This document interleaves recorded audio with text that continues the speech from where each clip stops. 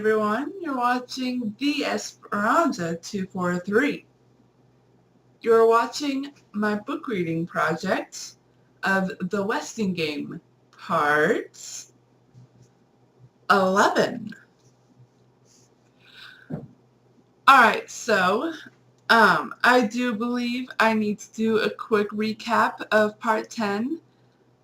Before I do that though, I am going to go over the words that we have collected from all of the pairs of people, of partners. And there should be, according to the will, there should be 8 teams. I believe in part 10, we read the rest of chapter 8 and finished chapter 9.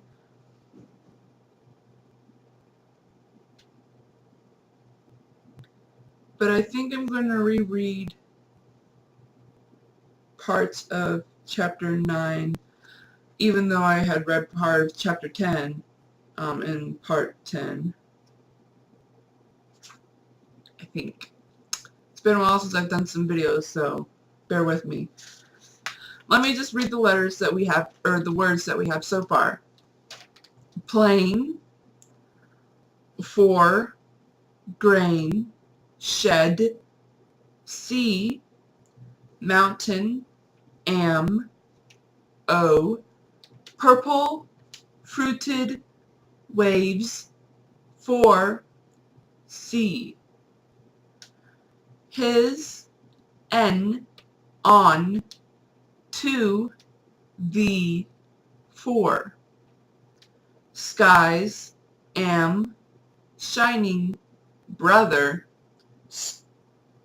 good, hood, from, spacious, grace, king, queen. But king and queen are just 2 of the words from a group of words that we're missing, because we don't know what letters Otis and Berthe, Erica Crow. We don't know what their words are, so we'll have to, I guess later on in the book we'll find out. So let's get to the book, shall we?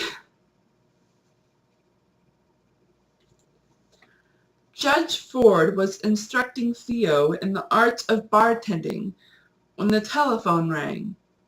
The snowbound newspaperman had found several items in the files. First, the engagement announcement of Angela Wexler to D. Denton Deere. Next, several clippings on a lawsuit brought against Sam Westing by an inventor named... Hold on, please. Mr. Ho waddled in with a large tray of appetizers. The judge pointed him to the serving buffet and apologized to her caller. I'm sorry, would you repeat that name? James Ho. He claimed Westing stole his idea of the disposable paper diaper. Ew. 1 minute, please. The judge cupped her hand over the mouthpiece. Please don't leave, Mr. Ho. I was hoping you'd stay for the party, as a guest, of course. Your wife and son, too. Ho grunted. He hated parties. He had seen his fill of people eating and drinking and acting like clowns, jabbering like... So that's it. Jabbering, dropping clues. I'll be right back. The receiver hissed with an impatient sigh. Then the researcher went on. I've got a thick file of sports items on another Ho, a Doug Ho. Seems he runs a pretty fast mile for a high school kid. That's all I could find on the names you gave me. But I still have stacks of Westing clippings to go through. Thank you so much. The doorbell rang. The party was about to begin.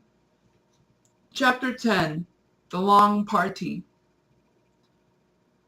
I hope we're not too early, Grace Windsor Wexler always arrived at parties fashionably late, but not tonight. She didn't want to miss a thing or a clue, or wait around in her apartment with a murderer on the loose. I don't think you've met my husband, Dr. Wexler. Call me Jake. Hello, Jake, Judge Ford said. A firm handshake, laugh lines around his eyes. He needed a sense of humor with that social climbing wife.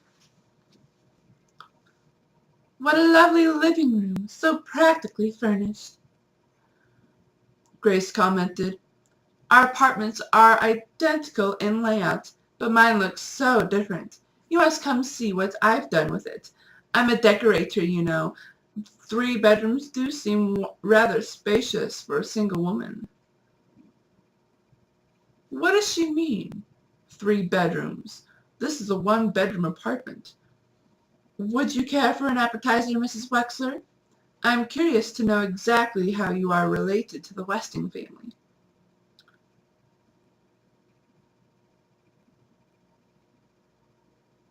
The judge had hoped to take the heiress by surprise, but Grace gained time by coughing. Goodness, that ginger is spicy. It's the it's the Zuquan cooking style, you know. How am I related? Let me see. Uncle Sam was my father's oldest brother. Or was he the youngest brother of my father's father? Excuse me, I have to greet my... Excuse me, I have to greet my other guests. The judge left the prattling pretender. Father's brother or father's father's brother. If the relationship was on the paternal side, her maiden name would be Westing. That's true. The party went on and on. No one dared be first to leave. Safety in numbers, especially with a judge there. So the guests ate and drank and jabbered, and they watched the other guests eat and drink and jabber. No one laughed. I guess murder isn't very funny, Jake Wexler said. Neither is money, Mr. Ho replied glumly. Deciding that his wife had found the perfect partner, the podiatrist moved on to the 2 women standing in silence at the front window. Cheer up, Angie Pye. You'll see your Denton soon enough. His daughter twisted out of his embrace. Are you all right, Angela? I'm fine. She was not fine. Why did they ask about Denton all the time, as though she was nobody without him? Oh, it wasn't just that. It wasn't even the humiliation of her mother chiding her about the twin costume in front of everybody and sending her back to their apartment to change clothes. It was more than that. It was everything. That makes sense.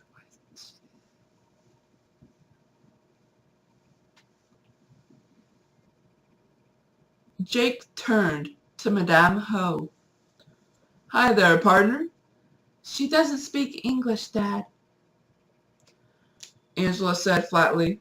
And she never will, Angela, if no one talks to her.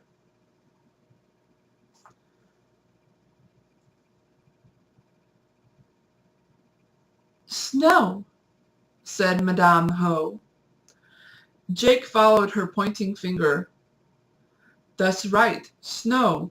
Lots and lots of snow. Snow, trees, road, Lake Michigan. China, said Madame Ho. China? Sure, why not? Jake replied. China. Angela left the chatting couple. Why couldn't she have made some sort of friendly gesture? Because she might do the wrong thing and annoy her mother. Angela, the obedient daughter, did only what her mother told her to do. Hello, Angela. One of these tidbits might cheer you up. Judge Ford held the tray before her. I hear you'll be getting married soon. Some people have all the luck, Sidel Pulaski said, appearing from nowhere to lean over the tray to spear a cube of pork. Of course not all us women have opted for marriage, right, Judge Ford? Some of us prefer the professional life, though. Some of us prefer the professional life, though I must say, if a handsome young doctor like Denton Deere proposed to me, I might just change my mind. Too bad he doesn't happen to be twins. Excuse me. The judge moved away. I'm not having any luck at all, Angela, Sidel whined. If only your mother hadn't made you change clothes, someone surely would have mentioned twin. It's much harder to judge reactions when I have to bring up the subject myself. You shouldn't let your mother boss you like that. You're a grown woman, about to be married. Excuse me. Angela moved away. Yes, thank you. I would like a refill, Sidel said to nobody and hobbled to the bar. Something non-alcoholic, please. Doctor's orders. Make it a double. Twins. Twins? What's she talking about? Thea wondered, staring at the black and white checkered costume. 2 ginger ales for the chessboard, coming right up. Hidden among her guests, the judge studied the 2 people standing off in the corner, the only pair in Sunset Towers who were not Westing heirs. George Theodorakis placed his hand on the shoulder of his invalid son. A large, bronze, hard-working hand, like Theo's. Theo resembled him in many ways. Tall, wide shoulders, slim-waisted, the same thick, straight black hair, but age had chiseled the father's face into sharper planes. His troubled eyes stared across the room at Angela. Catherine Theodorakis, a slight, careworn woman, gazed down on her younger son with tired, dark-circled eyes. From his wheelchair, Chris watched legs. Other than the funny lady with the shorthand notes, the only limpers were his brother Theo, Turtle had kicked him again, and Mrs. Wexler, who stood on one leg, rubbing her stockinged foot against her calf. A high-heeled shoe stood alone on the carpet beneath her. Judge Ford didn't limp. Besides, she couldn't be a murderer in spite of his clues. Nobody here looks like a murderer. They're all nice people. Even this fat Chinese woman who grumbles all the time. George Theodorakis greeted Mr. Ho with, "How's business?" Ho spun around and stomped off from his fellow restaurant owner in a huff of anger. James Ho, inventor, that's who the judge wanted to talk to. But there was a problem at the bar. A long line had formed, and it wasn't moving. There are 16 white pieces and 16 black pieces in chess, Theo was explaining to Sidel Pulaski. Do you play chess, Judge Ford? A bit, but I haven't played in years. The judge led the secretary away from the crowded bar. Theo must think the Weston game has something to do with chess. He may be right, but it certainly is as complicated as a chess game. But I did study, Doug was arguing. The judge interrupted. I haven't had a chance to thank you for the delicious food, Mr. Ho. How long have you been in the restaurant business? Running up and down stairs, not studying, Ho said. Sidel Pulaski butted in. Father and son, you look more like twins. You're equal partners with that Theodorakis kid, Ho continued. Why didn't you insist on holding the meeting in our restaurant instead of that greasy coffee shop? Because some people don't like chow mein for breakfast, Sidel Pulaski replied. And I am going to stop there. I kind of overread a little bit, but hopefully I'll know where to mark if I do. I will talk to you guys later. The next video you will be watching will be the Westing Game Part 12. This is the Esperanza Tipper 3, signing out.